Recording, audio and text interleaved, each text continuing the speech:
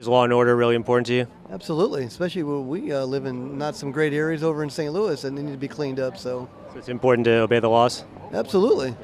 And the shirt says, "I'm voting felon." 2024. And what does that mean? Well, he was convicted, but not that I believe it.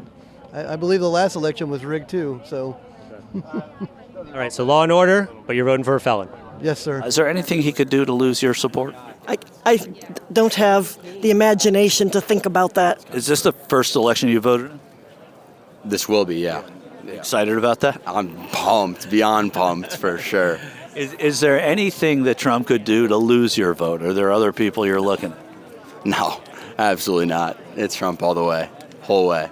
Trump has over 50% support amongst Republicans in Iowa. Is there anything that you could imagine him doing to lose your support? Absolutely not. I mean, we need somebody like Trump. He's the only one that has enough courage to do what he's doing. And he knows what he's doing. And I don't think there's anything that he could do to lose my support at all whatsoever. Is there anything he could do to lose your vote? Go commit murder, say he hates America. I don't see it. I don't see that in the forecast.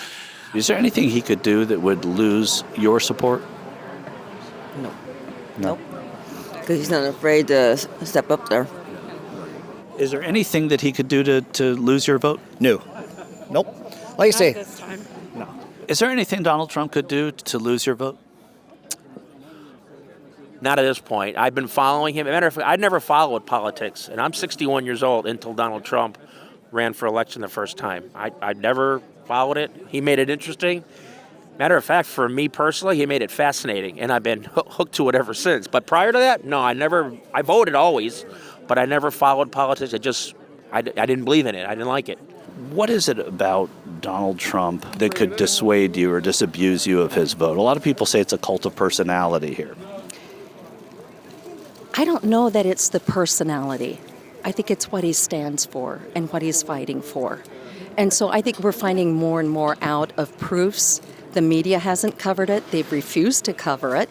I don't listen to the media anymore because they want to tell us their vision, and I want to know the truth. And so things keep coming out that verify those truths. But you were asking about personality. So I just see someone who is willing to go through harsh treatment, harsh criticism, false accusations, lawsuits. They're trying to strip him of his wealth. There is a reason there's such a desperate attempt to take him down.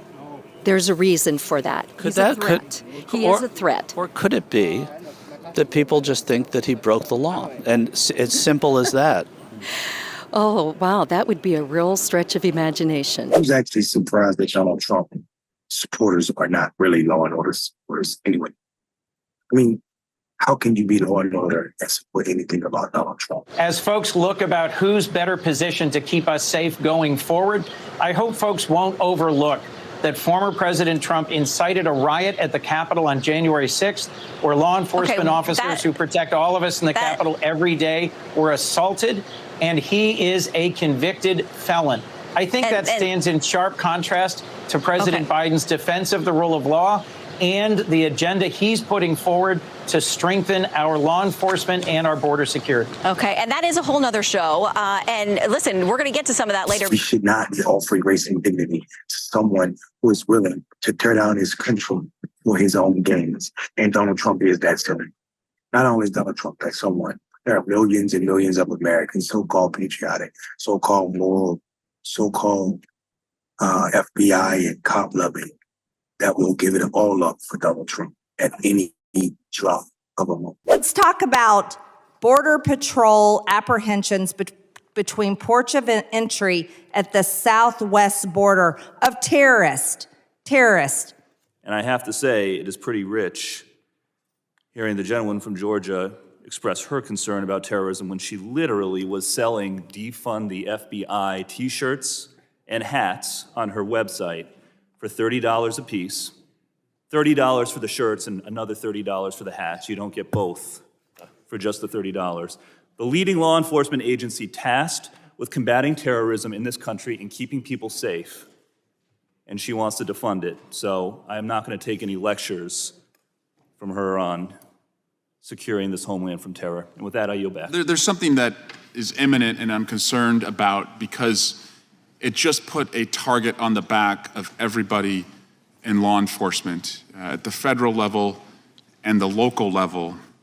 And that is a statement that one of our colleagues made earlier this week. And we have jurisdiction over the FBI as well as the ATF. But Marjorie Taylor Greene of Georgia said, the Biden DOJ and FBI were planning to assassinate President Trump and gave the green light. Does everyone get it yet? What are Republicans going to do about it? This is quite a concerning statement from an elected member of Congress because this false statement creates the pretext for violence.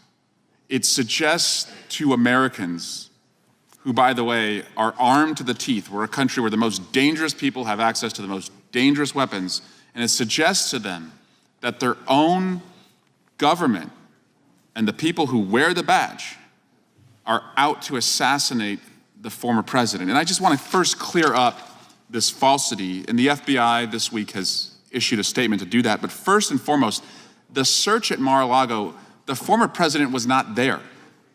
And that was intentional. So if there was an effort to assassinate the former president, they went at a time when he was not there.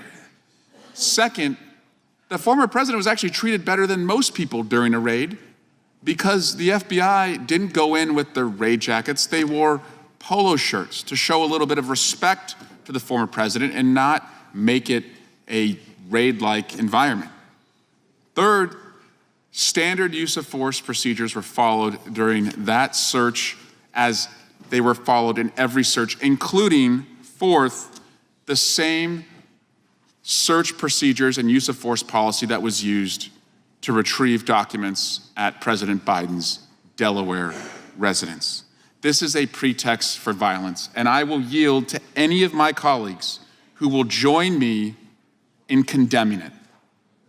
I will yield to any colleague who will condemn the suggestion by Marjorie Taylor Greene that the FBI was out to assassinate former President Trump. Please condemn it. And we can pretend all we want like this is not our reality, but it is. And until we get serious about our politics, we might just lose our democracy. And that is nothing cute. There's nothing short of sad in thinking of that. I'm Mondale Robinson. Don't hate America and don't love Trump.